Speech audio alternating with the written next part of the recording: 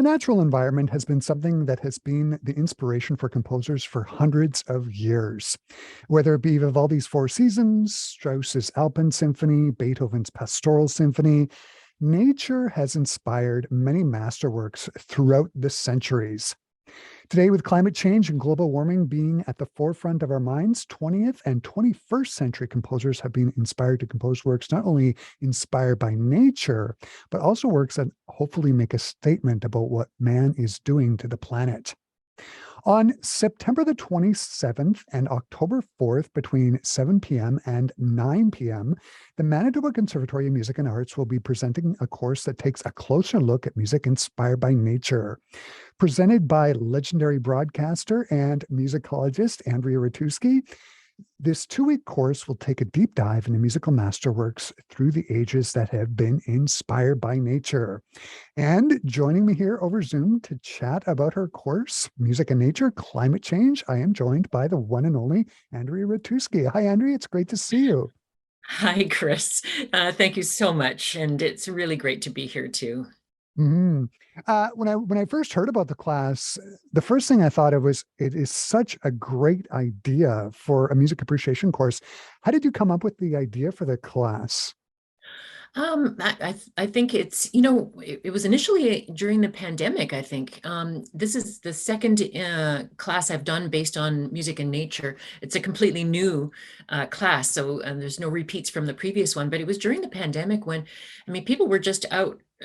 They weren't going to work, and so they were out more in nature. And in the winter, people were walking on the ice, and in the fall, just in our neighborhoods, people were walking around, Wolseley and Wellington and just taking it all in. And then, there were stories about composers who were finding themselves in lockdown and hearing birds, and just noticing nature that they hadn't heard before, partly because, there was no airplane traffic. And Yeah. so composers and performers were then, inspired by nature as well. And I thought, there's really something to this. And of course, as you say, through the ages, composers have been inspired by nature.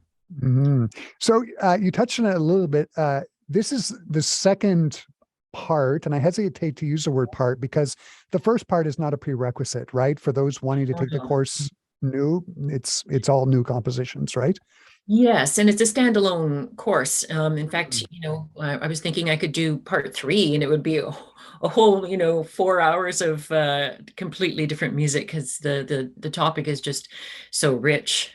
Mm-hmm. Uh, there are so many masterworks inspired by nature. Why do you think these pieces are so popular? Is it just simply that it's just great music, period, full stop? Or does the programmatic element come into play when people are listening to these nature-inspired pieces? I think it's both. When you think about Smetana's The Moldau, I mean, it is a masterwork. It's one of his greatest pieces, one of the great pieces of the Romantic period, and yet the Moldau is this beautiful river, and so you really can hear the river in the music. It starts the Moldau is this river in now Czechia, Czech Republic, Mhm. Bohemia when Smetana was alive, and it starts as just a little stream, and so you hear that, and then you hear it flowing through the forest, and you hear a country dance along the way, and then it grows into this huge river that just rushes through the city of Prague. You can follow like every single wave practically of the music, and so it is very picturesque and evocative. Mhm. Uh, the course is over 2 weeks. How are you going to progress? Are you going to go along chronologically? And what can people expect from the course? And can you maybe touch on some of the composers that you'll be talking about? Yes, actually, it's not chronological at all. In fact, there's a huge variety. If anything, it's more that I'll go from some certain themes. So themes of rivers. So we'll have the Moldau by Smetana, but also water music by Handel. Right. So that's music that was actually performed on the Thames River in London. And we'll have other themes like the Arctic. So contemporary composer John Luther Adams, one of the great real environmentalists as well as Yes. composers. He lived for a long time in Alaska. And so, I mean, they say he wasn't just inspired by nature or writing nature inspired music. They say that nature inhabits him and his music.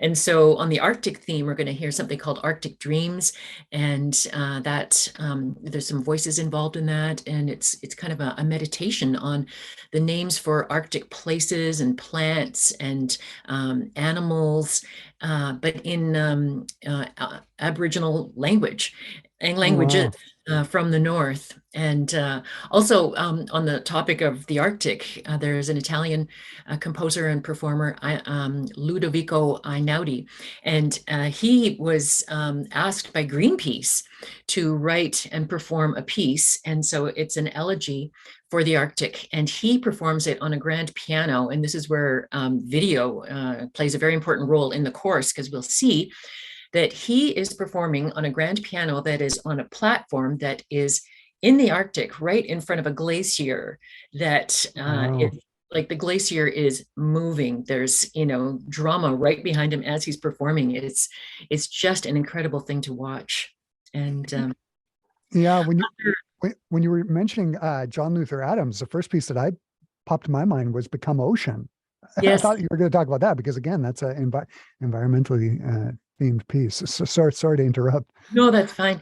Yeah, so I did have Becoming Ocean in the last class actually, and Oh, but like he's just writes such great music about all sorts of environmental issues. Well, there's other water-inspired music. Mendelssohn's Hebrides Overture that was inspired by his trip to Scotland. So sometimes composers are inspired by trips, by voyages that they take where they discover a new landscape. We also have Elgar, who was inspired by his homeland. English composer, he lived in the Malvern Hills, and he just would spend his days walking in nature. He said sometimes it seemed as though the trees were playing his music, or was he playing the music of the trees? And he did live in London for a little while, but his greatest inspiration came from the Malvern area, where he spent most of his life. And so we'll hear part of his Serenade for Strings, which he wrote in that area. mm, And we will have some Vivaldi and Vivaldi's Four Seasons, and one of the great nature-inspired pieces. But then to contrast it, there's an interesting project, a German orchestra. They thought, well, Vivaldi was writing this in the 1700s, and he was inspired by the change of the seasons at that time. What would the Four Seasons sound like today or in the future? And so they worked with some scientists to basically look at some environmental data around, for example, the rising sea levels or the frequency of terrible climate disasters, forest fires and floods and that kind of thing. mm. And they graphed all of this and took the algorithms and translated that into music. And so it gets to be kind of crazy sounding, because spring and summer, they start to get intermingled, and certain aspects of Vivaldi's original don't exist anymore because some of the birds would be extinct. So it's kind of crazy in that way, but very, very creative. And Huh.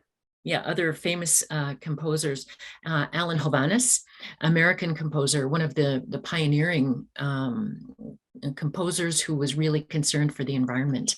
And we'll hear And God Created Great Whales, that incorporates actual whale sounds. And this is from 1970, one of the first times that music incorporated recorded sound and sounds from nature. And so he incorporates actual sounds of whales in the piece. And Yeah, so it's a great piece.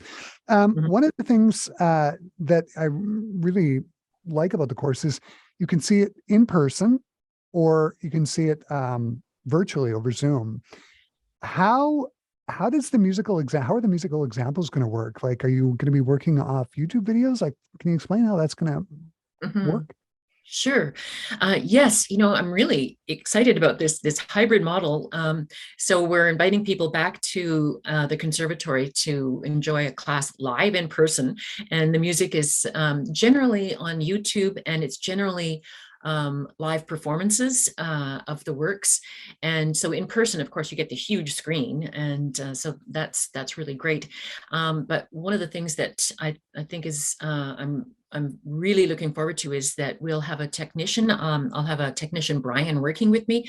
So he'll be actually running the videos. And so I don't have to move back and forth between, different machines and that kind of thing. But he'll Right. also operate Zoom. So for those people who can't make it to the conservatory, this is what I mean by hybrid. You can still take part. You can watch it. It'll be live on Zoom, and so Mhm. he'll be handling that aspect of it as well. So for whoever is participating, it's your choice. I would love to see people live at the conservatory once again, and see people's faces. Right. But for those who can't make it or aren't comfortable yet, we'll do it on Zoom as well. So it'll be simultaneous. Yeah. Yeah. Absolutely. And for those people who aren't available on the two Tuesday evenings that you're presenting, it's going to be recorded as well, right? So people can see it that way as well. Yes. Right. Yes. Not everybody's available at these specific times. So the advantage of recording it on Zoom is that people who want to enjoy it at a different time can, and they can do it sort of at their leisure. Mhm. Amazing, amazing. The class sounds just great. Where can people register, and how much is it for the two classes? You can go to mcma.com at the Manitoba Conservatory of Music and Arts website, and it's $50 for the two classes, so $25 each. But the two classes, like they really they work together nicely. So those are the details of it. The two Tuesday evenings, September 27th and October the 4th. Yes, for the 2 hours from 7 to 9. It Mm. sounds like it's just going to be great. And for our Classic 107 listeners, I'll embed a direct link to the registration site on the conservatory's website. If you go to classic107.com and check out the article there about the class, you can find a direct link. Andrea, this has just been so great catching up with you today and talking about this course, Music and Nature, Climate Change, that is being offered at the Manitoba Conservatory of Music and Arts. Thanks for taking the time to chat with me today. This has just been so much fun. I really enjoyed it too. Thank you so much, Chris.